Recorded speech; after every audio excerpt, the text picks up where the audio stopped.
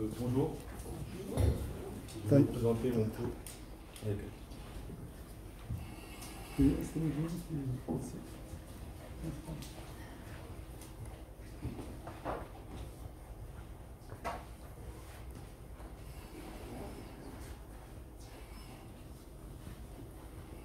À toi, d'accord. Je vais vous présenter mon projet, l'Hypercube.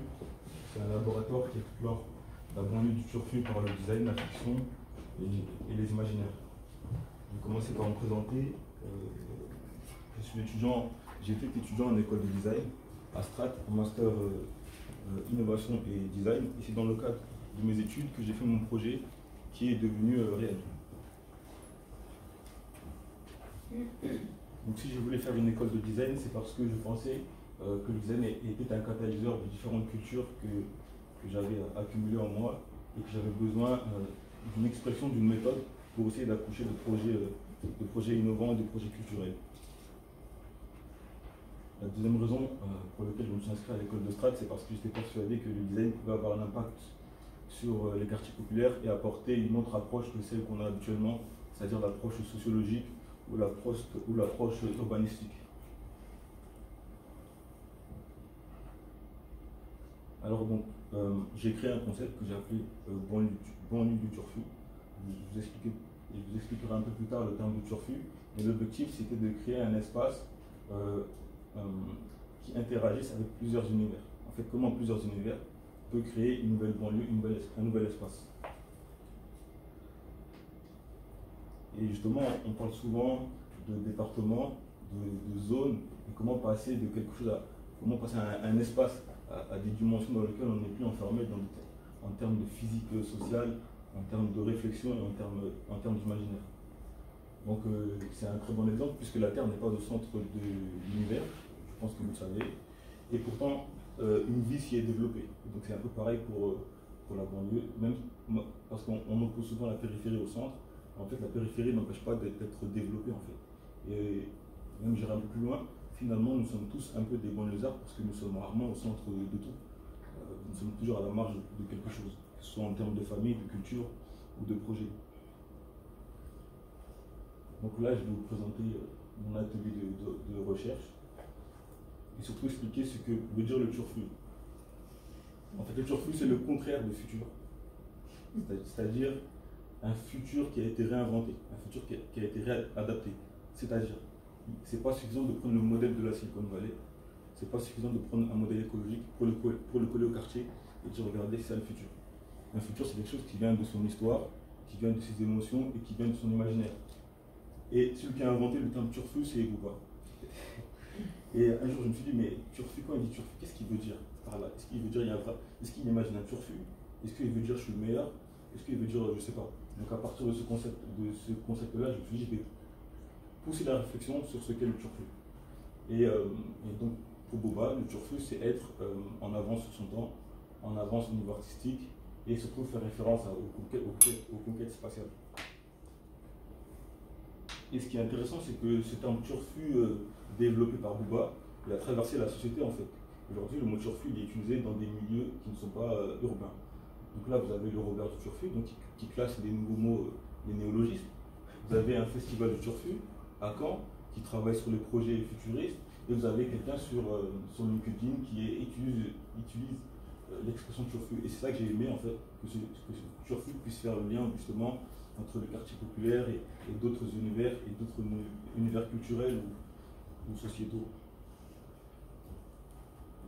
Donc je pense que vous connaissez ce film La haine qui est sorti en 1995, qui marque, c'est un moment historique puisqu'il marque l'imaginaire du quartier populaire. Et quand je dis qu'il marque l'imaginaire du quartier populaire, je ne parle pas de ceux seulement qui habitent dedans, mais je parle de toute la France.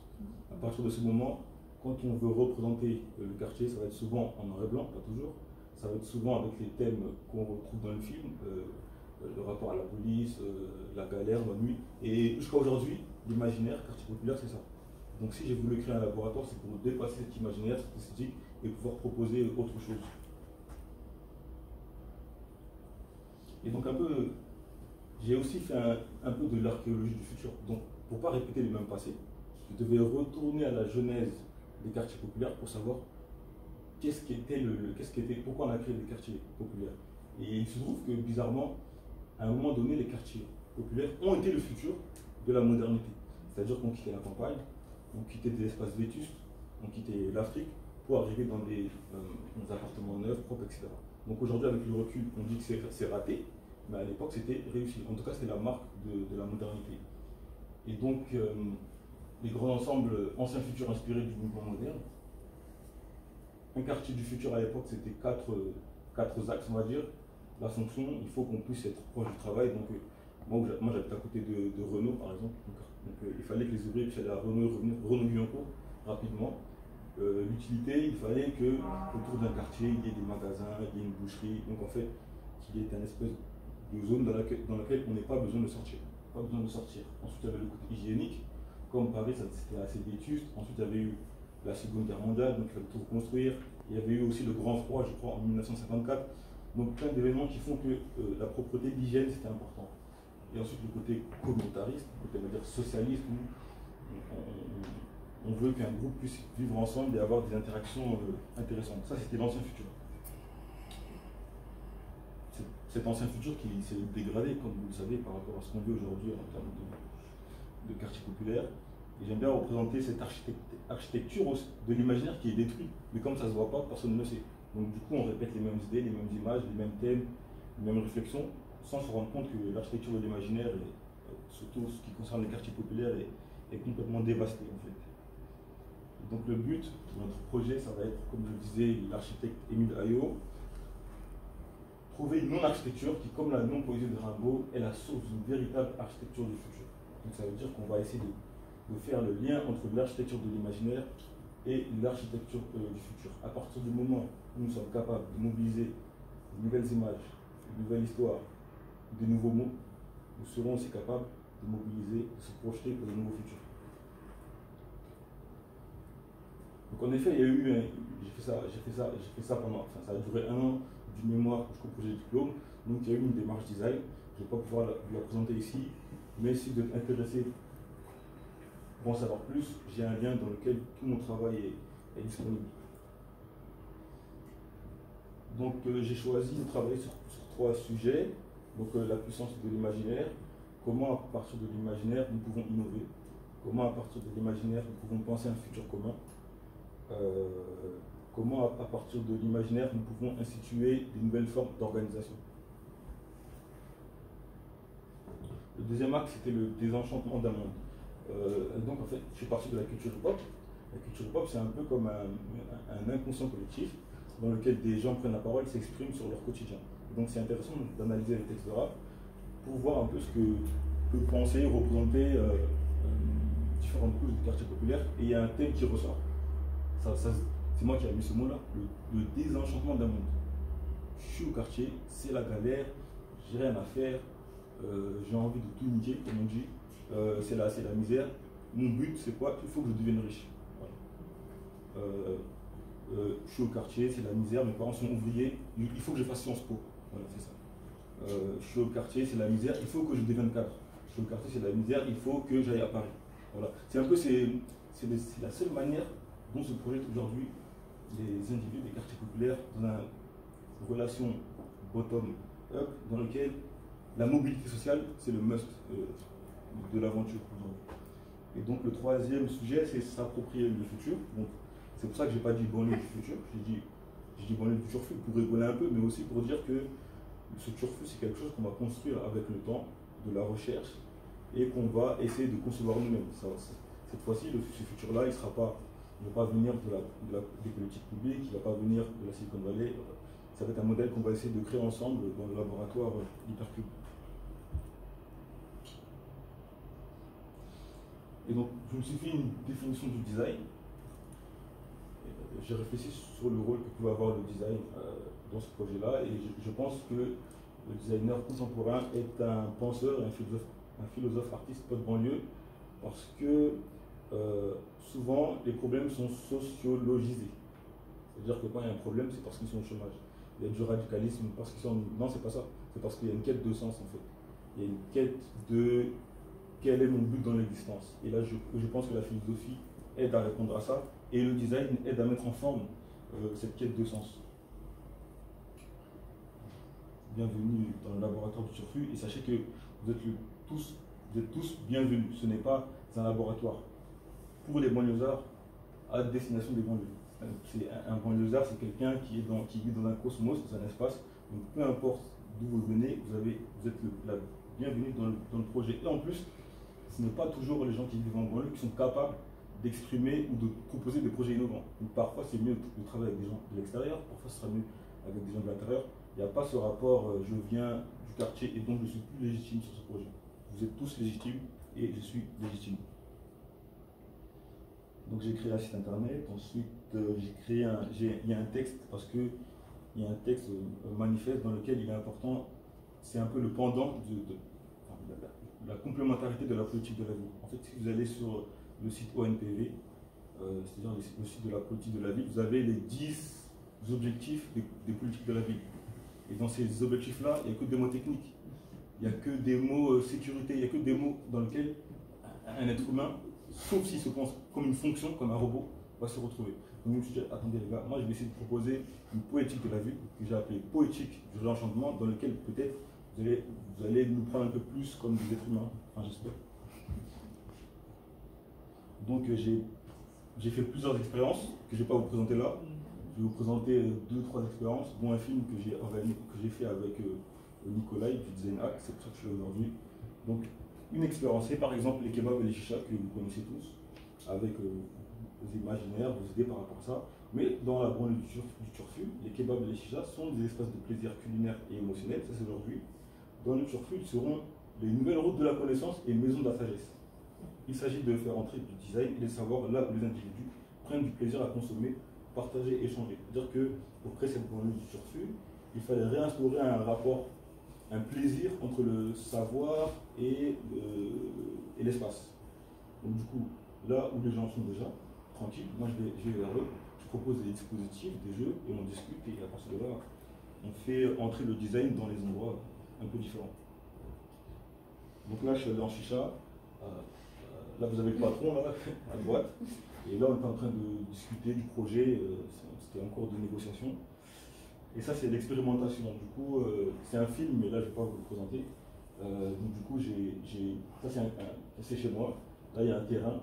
J'ai fait une petite installation. J'ai mis une chicha qu'on ne voit pas. Donc, il y a quelqu'un qui fume là, à droite. Et on a commencé à discuter. Et ce qui est dingue, ça a attiré des gens que je ne connaissais pas. Donc, Hugo qui est venu, je lui ai parlé du sujet.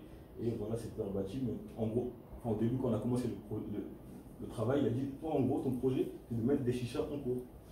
J'ai dit, non, c'est pas ça, mais bon, on va en discuter, il n'y a pas de problème. Ah si, il y a la vidéo, mais... Ensuite, j'ai fait une autre expérience que j'ai appelée le code de la rue. Le code de la rue, ça n'existe pas. C'est moi qui dis que c'est un code de la rue. Pourquoi en fait? Ce sont des règles implicites et explicites qui génèrent un peu notre quotidien en fait. C'est injonction contradictoire, conflit de loyauté, règles implicites, en plus du vocabulaire socio-éco-technique qui définit son environnement du quartier, une morale, un respect, une force à valoriser. Et donc on ne peut pas entrer dans une nouvelle ère si les interactions entre les individus et les règles sont toujours les mêmes. Donc je me suis dit, ok, il faut que je discute avec des gens de ce sujet-là et que je leur propose de créer un autre code de la rue. Donc, ça, j'ai été à Châtelet, à Pompidou, parce que je vous l'ai dit, le quartier, c'est pas le quartier. Vous allez dans certains endroits de Paris, il y a pas mal de gens de quartier ou pas, il y a pas mal de diversité, et ça aussi c'est intéressant. C'est pas intéressant de discuter le code de la rue avec que des gens de quartier, mais c'est intéressant de discuter avec des gens qui viennent de divers univers. Donc c'est pour ça que j'ai choisi d'aller à Châtelet. Dans Pompidou, j'ai accroché ça sur un mur. J'ai mis un vêtement de Socrate. Et j'ai commencé à discuter avec les gens, venez, discutons du code de la rue, voir ce qui est possible de faire. Et voilà. Et ensuite, j'ai mis une autre affiche pour proposer un code de la rue alternatif, entre guillemets. Finalement, ça n'a pas été très fructueux en termes de réponse, parce qu'en fait, les gens ils avaient peur de rentrer dedans, ils avaient peur de le remettre en cause, ils avaient peur de le casser, en fait, ils avaient peur de briser ce code de la rue. Ça, c'est un mec qui. C'est l'expérimentation, c'est comme ça. Il y avait un mec sous, il m'a vu, il m'a soulevé tout le moment de l'expérimentation. Il était un peu sous, et je pense qu'il pensait que j'étais un pharaon, je crois. Et bon, les aléas du direct, c'est que finalement, j'ai fini sur YouTube. C'était pas prévu du tout, hein. Franchement, la vérité, c'est juste qu'il se trouve qu'il fait des vidéos YouTube, qu'il a peut-être apprécié mon costume, j'en sais rien. Et il est venu, il m'a proposé de discuter sur la philosophie au bac. Et il m'a posé la question, peut-on philosopher avec l'art? C'est ça sa question. Et donc du coup, la vidéo elle a été postée. Il y a quelqu'un qui me cherchait en fait. Et donc il dit, quelqu'un peut m'aider à trouver le site du philosophe de la rue, s'il vous plaît. Je suis vraiment heureux parce que moi j'adore la philosophie. Quelqu'un qui me prend pour un philosophe de la rue, c'est la relation parfaite entre les univers. J'ai aussi eu l'occasion de participer au Zen Fiction Club, dans lequel j'ai pu partager la vision de l'hypercube et du monde et du futur, parce que c'est vrai qu'il y a certains sujets dans lesquels le quartier n'est pas beaucoup représenté, notamment sur tout ce qui est intelligence artificielle, l'impact que peut avoir l'intelligence artificielle sur les quartiers, sur les imaginaires et l'affection. Et donc c'était l'occasion de discuter avec d'autres acteurs des idées de l'hypercube. Et la dernière expérience que j'ai faite avec Nicolas, du Design Act, donc j'ai fait un petit film, parce que je voulais aider les gens à représenter ce côté imaginaire, ce côté quartier.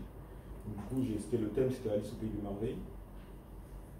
Là, c'est une petite image d'Alice au Pays des Merveilles customisée ou remasterisée, c'est-à-dire que comment l'expérience du trou, en fait, quand on tombe dans le trou, quand Alice tombe dans le trou, elle tombe dans un nouvel univers dans lequel les règles qu'elle connaît, et les règles de la société anglaise très très fermées, c'était plus valable. Et bien là, c'est la même chose. Je suis dans le quartier avec des règles très très strictes et tout, je tombe dans un trou, et là, les règles ne sont plus les mêmes. Donc comment ça marche? Donc avec Nicolas, on a travaillé sur ça. Là, c'est dans mon quartier, on a peint une anamorphose. Enfin, c'est un peu c'est le terrier, c'est notre terrier. Notre trou plutôt. Ça c'est le scénario d'usage et à la fin je vais vous présenter le film. Mais en fait pour finir, aujourd'hui les parcours ça existe vraiment. Là je suis en résidence à la Gaîté Lyrique. Et un Design Fiction Club sera organisé au mois de décembre. Et ça c'est les 4 axes de recherche du laboratoire. Donc, nous travaillons sur les imaginaires et les marges créatives. C'est-à-dire comment d'autres marges peuvent nous inspirer en termes d'innovation. Nous travaillons sur la création d'outils de design pour faire entrer des savoirs-expériences dans des espaces comme les chichas et les kebabs, parce que comme les gens viennent prendre du plaisir, on ne peut pas se permettre de venir et faire une conférence sur Michel Foucault, c'est pas ça. Du coup, je cherche encore des manières d'introduire ces savoirs-là dans ces espaces-là. Ensuite, il y a un travail sur l'exploration-expression de la banlieue du turfu. Là, on a fait un film. Demain c'est une BD et après demain c'est un film à Hollywood, etc. Voilà, il faut essayer de représenter cette banlieue du turfu activement. Et enfin l'écriture de scénarios et imagination de futurs souhaitables, le complexe. Comme je le dis dans mon mémoire, c'est qu'aujourd'hui il n'y a pas de projection dans le futur en lien avec les quartiers populaires, ni dans la musique, ni dans le rap, j'ai vu personne se projeter, entrer en nouveau monde en fait. C'est toujours quoi? C'est un rapport, c'est-à-dire que nous avons, et c'est le discours ambiant, nous avons été colonisés, il y a eu l'esclavage, la relation France-Afrique, Thomas Sankara qui a lutté pour nous. En fait, tout ça, c'est le passé qu'on se remémore à chaque fois et qu'on se répète et qui fait qu'on est plus bloqué sur un passé plutôt que de se projeter sur un futur. C'est pour ça qu'il est important d'écrire de nouveaux scénarios. Voilà, donc je vous invite à choisir entre le code de la rue ou à tomber dans l'hypercube. Merci beaucoup.